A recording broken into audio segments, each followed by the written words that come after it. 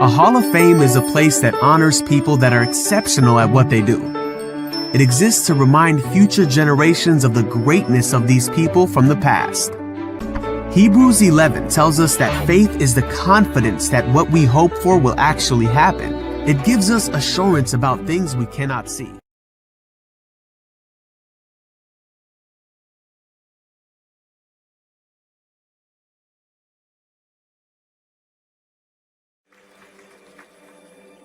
A fourth-generation Oklahoman, J.C. Watts Jr. grew up in a home steeped in faith, service, and responsibility.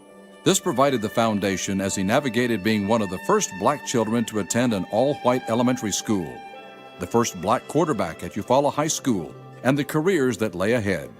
He accepted a scholarship from the University of Oklahoma and led the Sooners to back-to-back Orange Bowl victories, where he was named MVP of both games.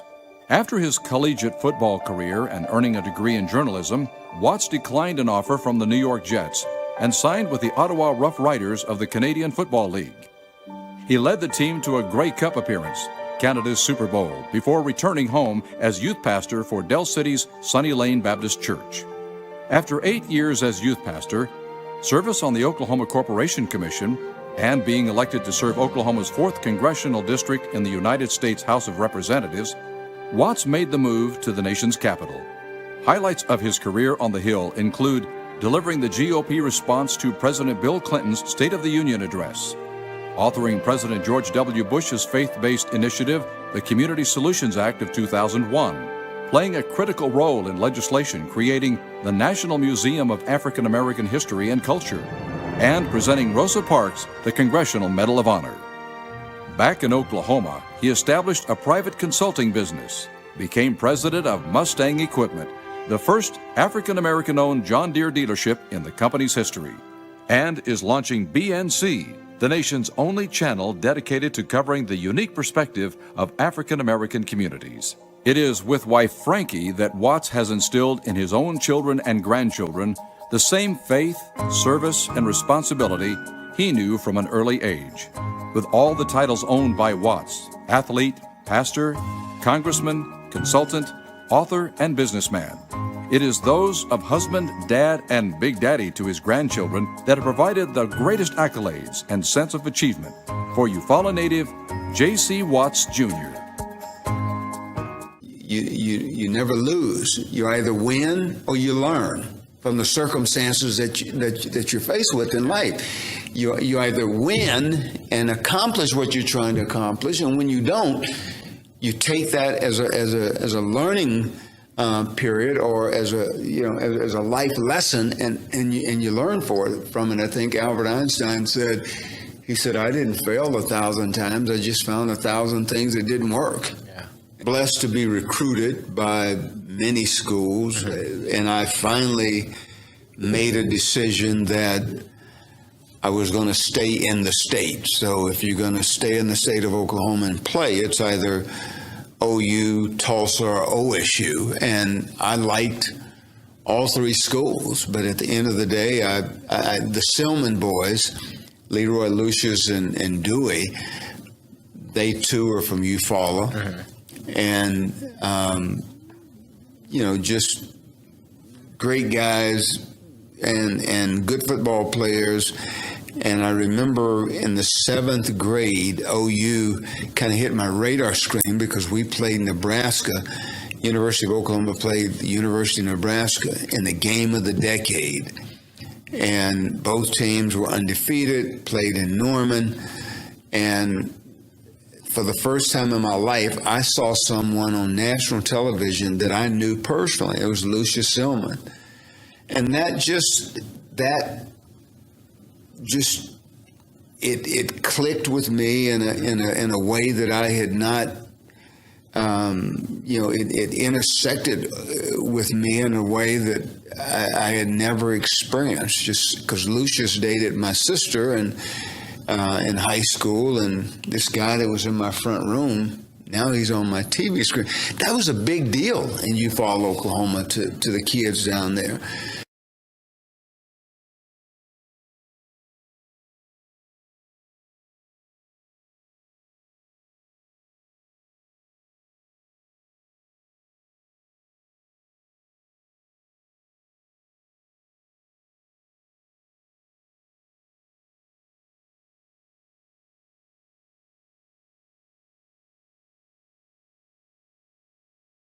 J.C. Watts had a leadership conference that was happening in Washington, D.C., and Coach Jenkins was running a satellite program of all sports community service at his high school.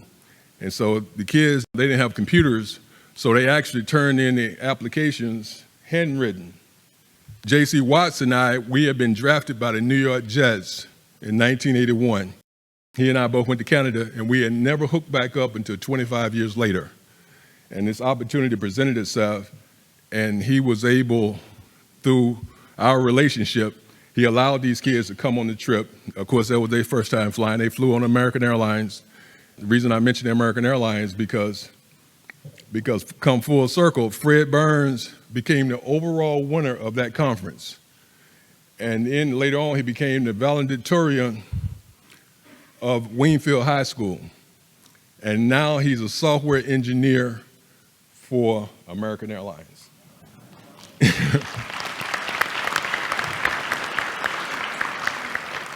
And Coach Jenkins, myself, my son, and Fred, and Ricky Saylor, some of my former students, had the pleasure of going out to University of Oregon last year and mentoring. And they could not believe the dots that have been connected from Callaway High School with the coaches and how long that they've been together as a staff and still are friends, and me, Coach Jenkins, and my students. And then we had a student that was playing at University of Oregon, and we were flying out there, and the airline stewardess comes up to us and moves us to first class. And Coach had sat in first class, but it was the first time it was so gratifying for a man that I met at the age of 14 to be sitting in first class with me and still being a mentor to me, still being friends, and now we helping another generation of kids. Thank you, Coach.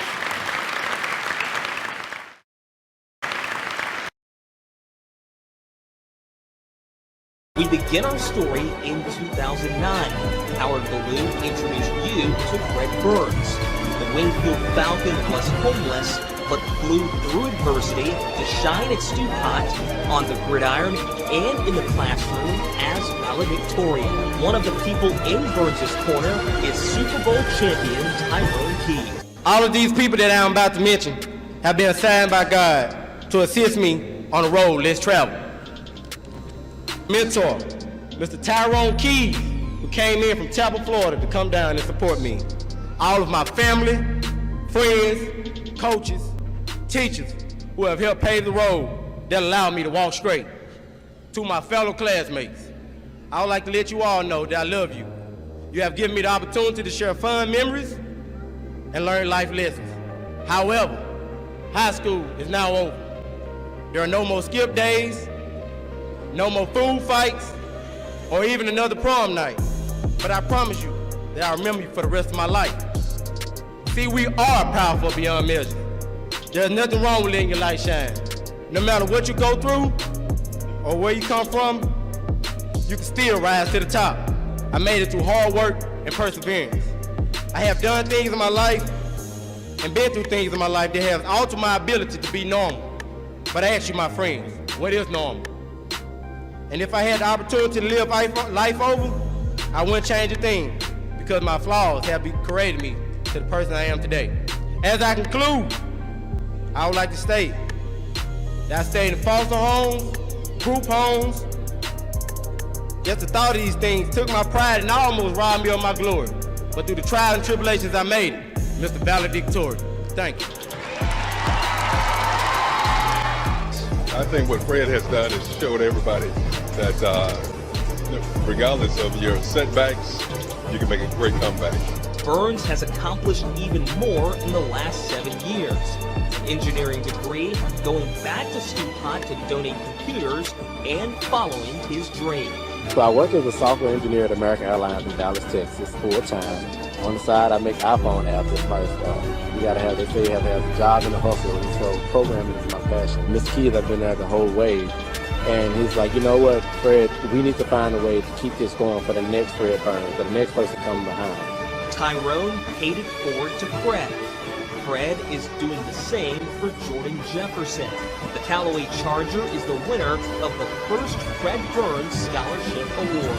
I played football, soccer, powerlifting. I ran track. I'm the student body vice president, National Honor Society president. I'm in a lot of organizations at school. I would say it's very comparable on how Mr. Keys did with Fred. He called me basically every day to see how I'm doing. His father figure as well. Like Fred, Jordan is also a valedictorian. He also decided to stay in state for college to help his home state. Mr. Keys has helped me out with a scholarship at Jackson State, so I'll be attending Jackson State in the fall. I'll be playing football as well, and I will be major in mass communication. This city is full of talent, full of potential, especially in JPS. There's so much that can be told out there. It's very special. A couple of weeks ago, former Jackson State University student body president Jordan Jefferson said he got a message that offered him the opportunity of a lifetime. My mentor Tyrone Keys texted me last Wednesday and was like, there's an opportunity for you to dance halftime of the Super Bowl. And he's like, I need you to be here tomorrow. I was like, what? He said after that, he got permission from his job working with Congressman Benny Thompson, hopped in his car and drove 11 hours to Tampa, not knowing what to expect. There's a lot of sit and wait, a lot of change this move, change that move, stand here, stand there, no, I don't like you there. Jefferson was on the field for the final act of the weekend's halftime performance. One of the many dancers wearing the white bandages over their heads. It felt like the first day of helmets for football, but a little worse. I kind of broke mine a little bit because my head is big to put it on, but yeah, it's very uncomfortable. The former college football player says being on the field for the Super Bowl was amazing. The crowd was going crazy, and the fireworks, and like saw some celebrities pass by us. I was like, man, we're here. He says he knows he was blessed to have the opportunity, and he never lets one pass him by. The main part of this story is like, when an opportunity presents itself, how would you handle it? Would you be scared to take a risk, or would you?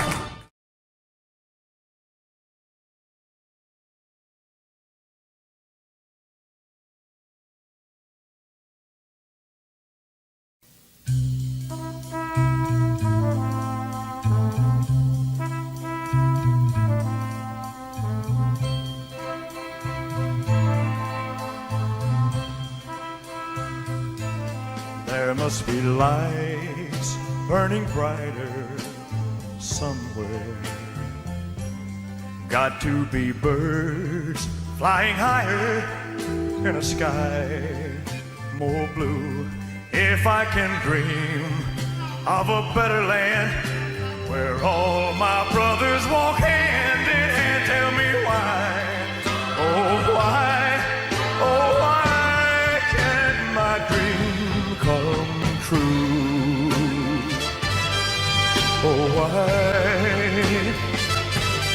There must be peace and understanding sometime.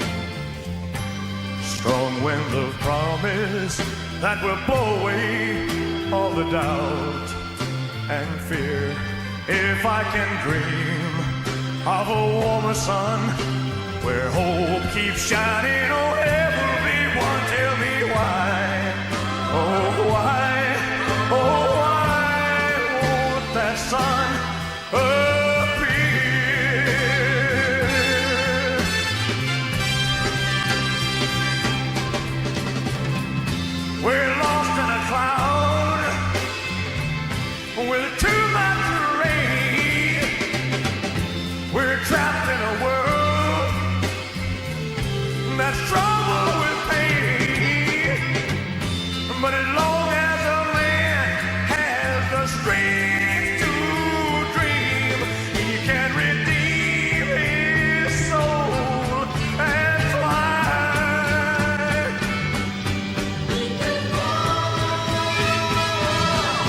Deep in my heart, there's a trembling question. Still I am sure that the answer's gonna come somehow.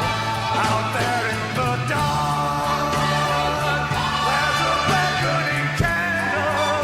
Oh yeah, and while I can think, while I can walk, while I can stand, while I can talk, while I can dream, please let my dream come true.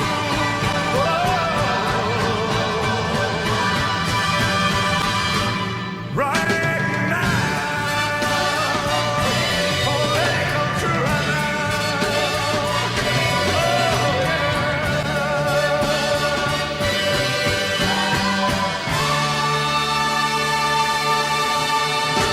Where hope keeps shining, oh everyone tell me why.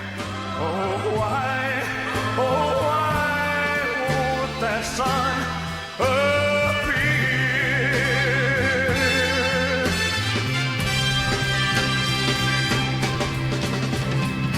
We're lost in a cloud with too much rain. We're trapped in a world that's troubled with pain. But as long as a man has the strength to dream, he can redeem his soul and fly.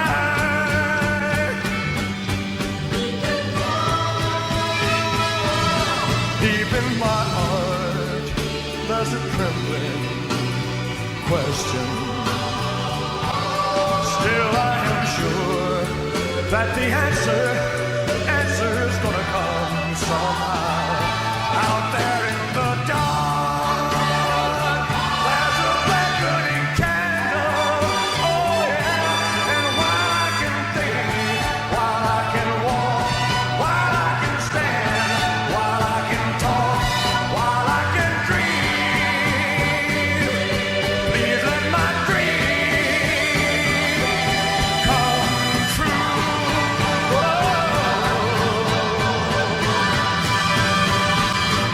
Right now, oh let it come true right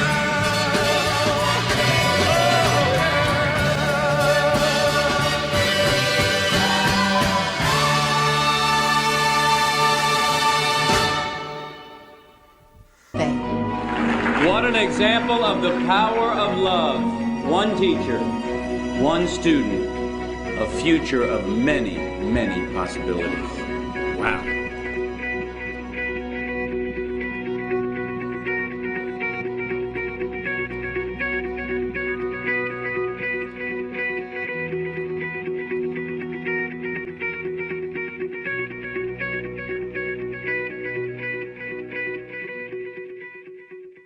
There must be lights burning brighter somewhere.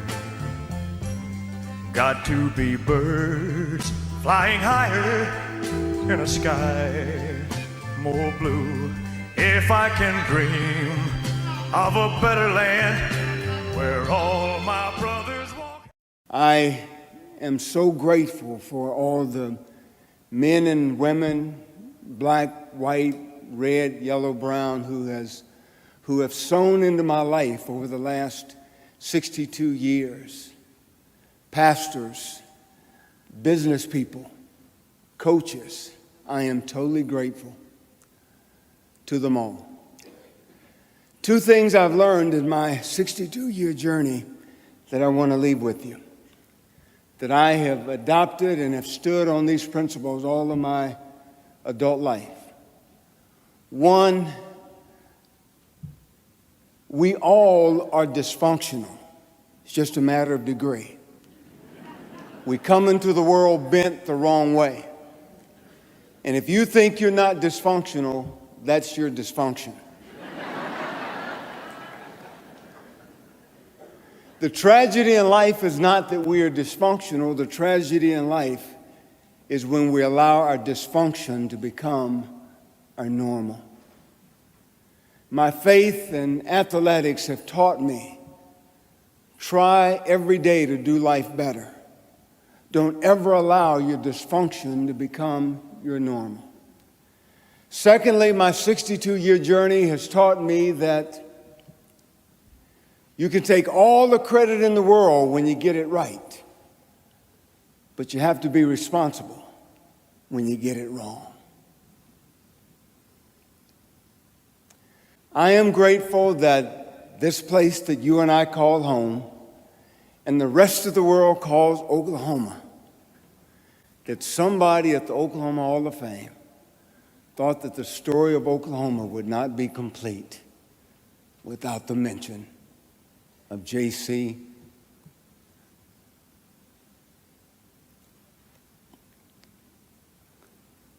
Without the mention of J.C. Watts Jr. Frankie and I are grateful, we are humbled, and we appreciate this great honor. Thank you very much.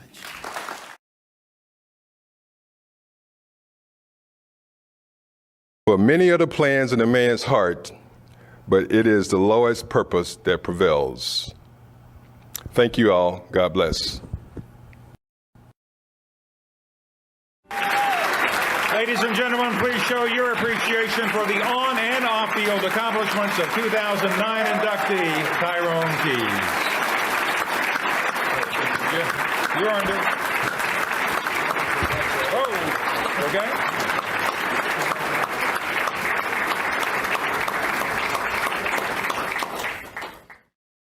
So since God has given us his Hall of Fame of people who have gone before us and had great faith despite hard times, let us run with endurance the race God has set before us. We do this by keeping our eyes on Jesus, the champion who makes our faith perfect, so that one day God may say, "Well done, good and faithful servant," and we may be initiated into his great Hall of Fame.